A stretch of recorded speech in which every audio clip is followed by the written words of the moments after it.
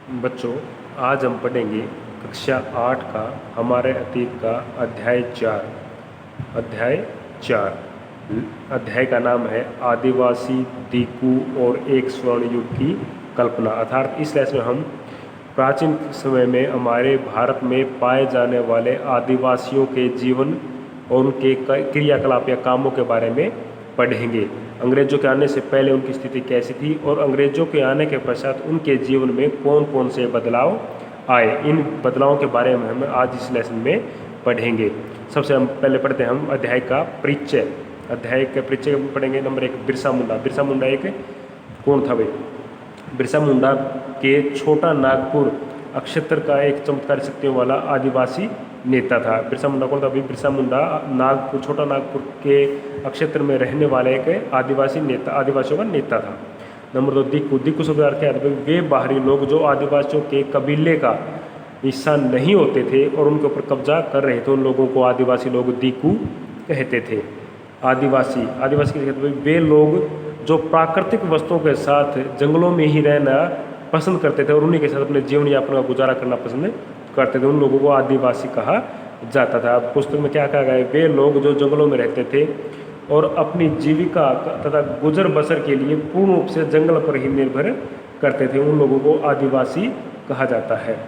Next है भाई आपका, नेक्स्ट पेज पे है आपका प्रश्न परिचय आपका।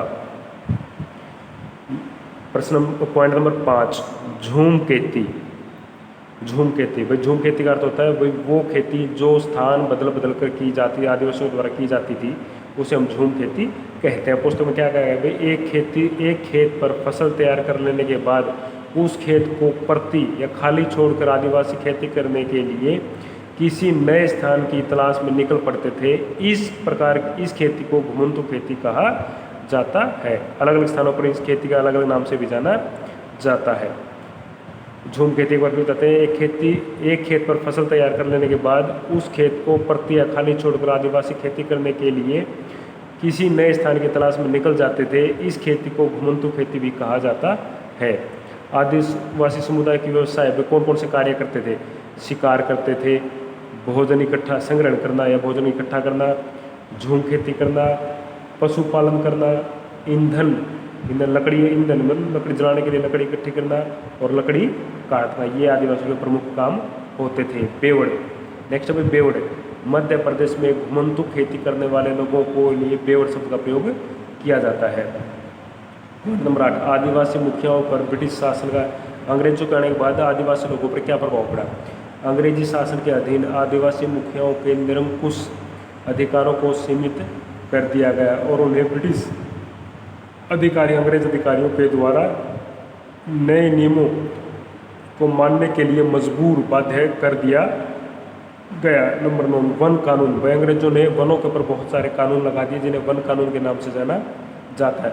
अंग्रेज ने सारे जंगलों पर अपना कब्जा या नियंत्रण कर लिया था और जंगलों को राज्य की संपत्ति या सरकार की संपत्ति घोषित कर दिया। कुछ जंगलों को आरक्षित वन, मतलब जिनमें कोई नहीं आ जा सकता, इनका आदिवासियों के जिन पर बहुत बुरा प्रभाव पड़ा। व्यापार की समस्या।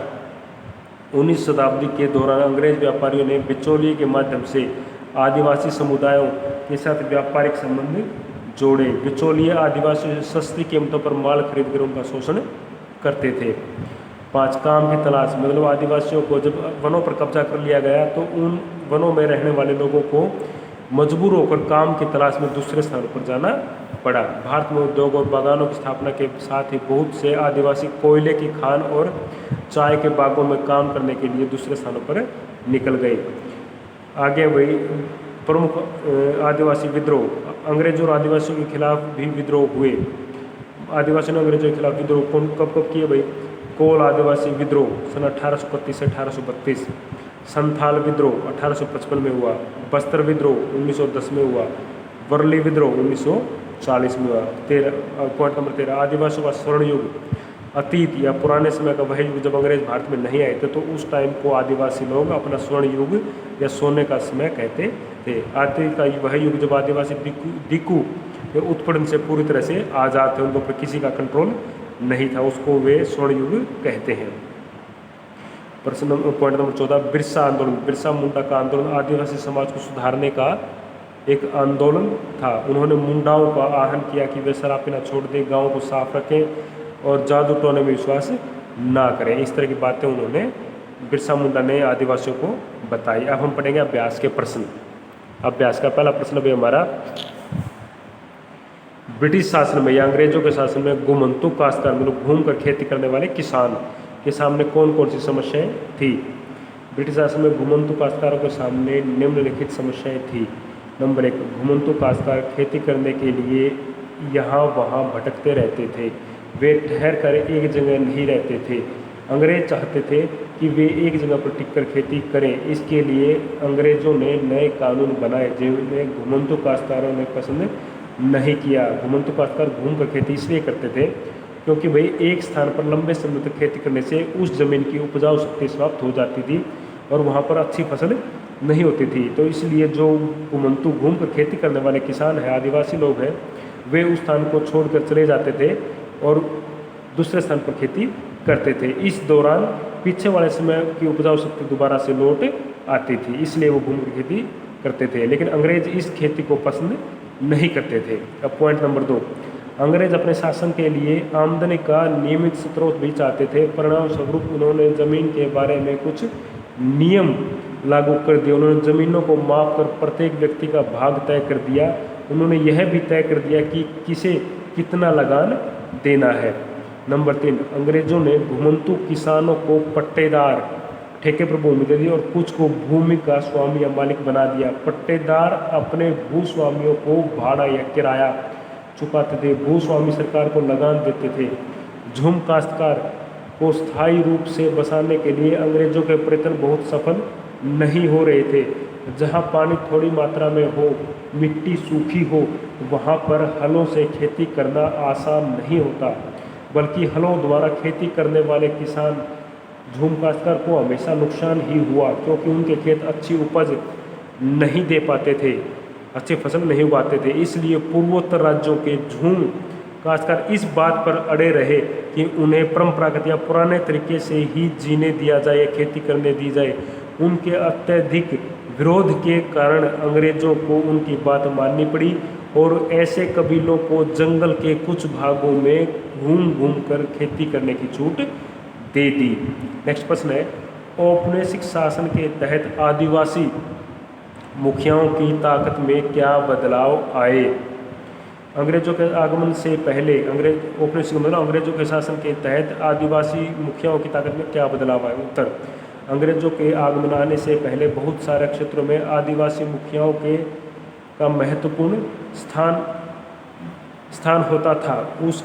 उनके पास दूसरे से अधिक आर्थिक शक्ति होती थी। वे अपने क्षेत्रों पर नियंत्रण रखते थे। कई स्थानों पर उनकी अपनी पुलिस होती थी और वे जमीन एवं वन प्रबंधन के स्थानीय नियम खुद बनाते थे। ब्रिटिश शासन के अधीन या अंग्रेजों के आने से आदिवासी मुखियाओं के कामकाज और अधिकार बहुत बदल गए थे। इन बदलावों का वर्णन नीचे दिया गया है। नंबर 1, आदिवासी मुखियाओं को जमीन का मालिकाना हक तो मिला, लेकिन उनकी शासन करने की सारी शक्तियाँ छीन ली गई। नंबर 2, उन्हें ब्रिटिश अधिकारियों द्वारा बनाए गए नियमों को मानने के लिए मजबूर किया गया।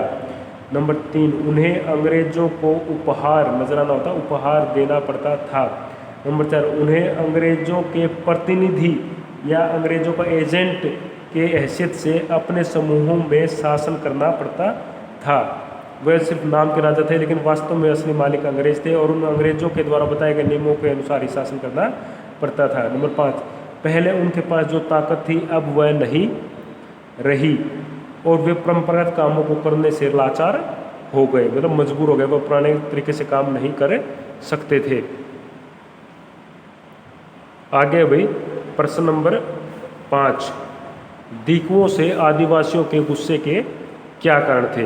वो जो दीकु होते हैं भाई, आदिवासी लोग उन लोगों को दीकु कहते थे जो आदिवासियों के कबीले के सदस्य नहीं होते थे। अब प्रश्न है आपका, दीकुओं से आदिवासियों के गुस्से क्या कारण थे।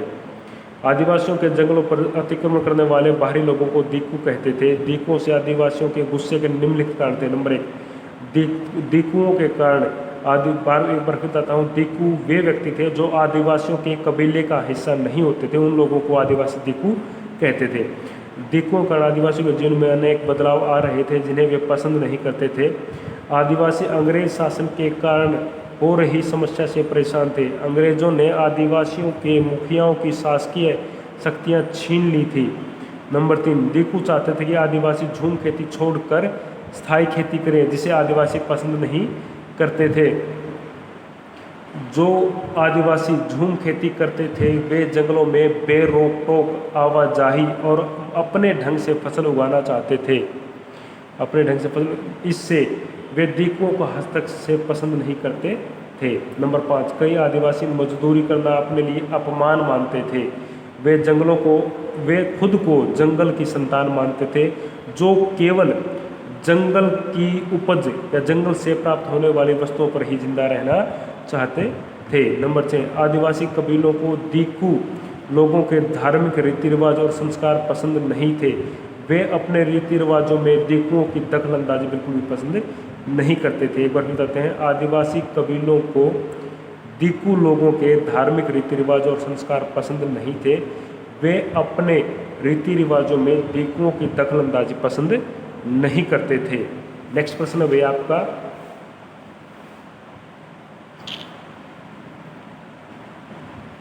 आदिवासी, नेक्स्ट प्रश्न भैया आपका लघुतरात्मक का प्रश्न नंबर 1, आदिवासियों के जीवन की मुख्य विशेषताएं क्या है? आदिवासियों के जीवन की विशेषताएं, नंबर 1, वे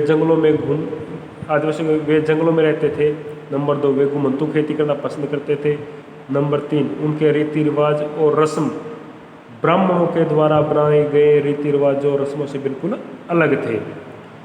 वे स्वयं को जंगल की संतान मानते थे और वे अपने पुराने तरीकों को छोड़कर परिवर्तन को पसंद नहीं करते थे। एक बार बताते हैं, वे जंगलों में रहते थे। नंबर 2, वे घुमंतू खेती करना पसंद करते थे। नंबर 3, उनके या आदिवासियों के जो रीति रिवाज है वे ब्राह्मणों द्वारा बनाए गए रीति रिवाज और रस्मों से बिल्कुल अलग थे। नंबर 4, वे स्वयं को जंगल की संतान मानते थे, समझते थे। नंबर 5, वे अपने तरीकों को छोड़कर परिवर्तन को नहीं अपनाना चाहते थे। आगे है प्रश्न नंबर 2, कौन कौन से आदिवासी समूह शिकारिता संग्रह रखते, व्याख्या करें। शिकारी समूह, अनेक क्षेत्रों में शिकारी समूह शिकारी होते हैं जो शिकार करके अपना भोजन इकट्ठा करते थे।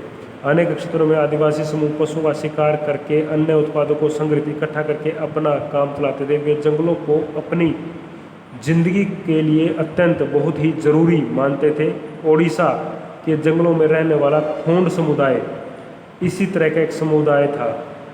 इन समुदाय के लोग टोलियां बनाकर शिकार पर निकलते थे, जो हाथ लगता था उसे आपस में बांट लेते थे। ये था तो शिकारी समूह। आगे संग्राहक, मतलब वे आदिवासी समुदाय जो जंगलों से प्राप्त होने वाली वस्तुओं को इकट्ठा करते थे, जैसे लाख, शहद, गोंद और विभिन्न प्रकार के फूल, जंगली जड़ी बूटियाँ अपरते। वे जंगलों से मिले फल और जड़ें खाते थे। खाना पकाने के लिए वे साल और महुए के बीजों का तेल प्रयोग करते थे। वे इलाज के लिए बहुत सारी जंगली जड़ी बूटियों का प्रयोग करते थे तथा जंगलों से एकत्रित हुई चीज़ों को स्थानीय बाजारों में बेच देते थे। जब भी स्थानीय बुनकरों को और चमड़ा कारीगरों को कपड़े व चमड़े की रंगाई के लिए कुसुम और पलाश के फूलों की आवश्यकता होती थी तो वे खोंड समुदाय के लोगों से ही प्राप्त करते थे।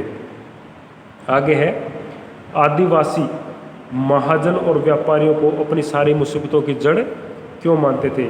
जो चीज़ें आसपास उत्पन्न नहीं होती थी उन्हें प्राप्त करने के लिए आदिवासियों को खरीद फरोख्त करनी पड़ती थी। एक बार फिर, जो चीज़ें आसपास उत्पन्न नहीं होती थी उन्हें प्राप्त करने के लिए आदिवासियों को खरीद फरोख्त करनी पड़ती थी। इस कारण से वे कभी कभी व्यापारी और महाजनों पर निर्भर हो जाते थे। व्यापारी बेचने की चीज़ों को लेकर आते थे तब बहुत महंगी बेचते थे। सूदखोर होता ब्याज पर पैसा देने वाला व्यक्ति। सूदखोर महाजन भी आदिवासियों को कर्जा तो देते थे लेकिन उनका ब्याज बहुत अधिक होता था। इस प्रकार बाजार और व्यापार ने आदिवासियों को कर्ज और गरीबी में ढकेल दिया, मतलब उन्हें और अधिक गरीब बना दिया, जिसके कारण वे महाजनों और व्यापारियों को बाहरी शैतान और अपनी सारी मुसीबतों की जड़ मानते थे। आगे प्रश्न नंबर 4, बिरसा मुंडा का जन्म कब और कहाँ हुआ? वे अपने समुदाय के लोगों में इतने अधिक प्रसिद्ध या प्रचलित क्यों थे? उत्तर में बिरसा मुंडा का जन्म सन 1870 के दशक में बिहार के छोटा नागपुर के क्षेत्र में एक मुंडा आदिवासी परिवार में हुआ। उनके पिता गरीब थे, लेकिन बिरसा ने अपने चमत्कारी व्यक्तित्व से आदिवासियों के नए जीवन का सवेरा दिखाया। लोग कहते थे कि उनके पास जादू या चमत्कारी शक्तियाँ हैं जिससे वह सभी बीमारियों को दूर कर सकता है। अनाज की छोटी सी ढेरी को कई गुना बढ़ा देता है। बिरसा ने स्वयं को यह घोषित कर दिया कि भगवान ने उसे आदिवासी लोगों की रक्षा के लिए या उन्हें आज़ाद कराने के लिए भेजा है। कुछ समय के भीतर ही हजारों लोग बिरसा के पीछे चलने लगे। वे उसे भगवान मानते थे। उन्हें विश्वास था कि वह उनकी सारी समस्याओं को दूर करने के लिए आया है। नेक्स्ट प्रश्न भी हमारा प्रश्न नंबर 6, काम की तलाश में दूर जाने वाले आदिवासियों की दशा खराब क्यों थी? जैसे कि मैंने आपको पहले बताया था, अंग्रेजों के आने के बाद आदिवासियों के जीवन में बहुत अधिक बदलाव आए। उनको उनके परंपरागत तरीकों से खेती करने से या काम करने से रोक दिया गया, इसलिए उन्हें मजबूर होकर काम करने के लिए जंगलों को छोड़कर बाहर जाना पड़ा। तो उनकी क्या मजबूरी थी, उनकी स्थिति कैसी थी? उत्तर, काम की तलाश में घर से दूर जाने वाले आदिवासियों की दशा बहुत ही दयनीय थी। 19वीं सदी के अंत में चाय के बागान फैलने लगे। खनन उद्योग भी एक महत्वपूर्ण उद्योग बन गया था। असम के चाय बागानों और झारखंड की कोयले की खदानों में काम करने के लिए आदिवासियों को बड़ी संख्या में भर्ती किया गया। इन लोगों को ठेकेदारों ने भर्ती किया था। ये ठेकेदार न केवल उन्हें बहुत कम पैसे देते थे, बल्कि उन्हें वापस घर भी नहीं जाने देते थे। इस पर उनकी दशा बहुत ही खराब थी। प्यारे बच्चों, आज के लिए लेसन समाप्त।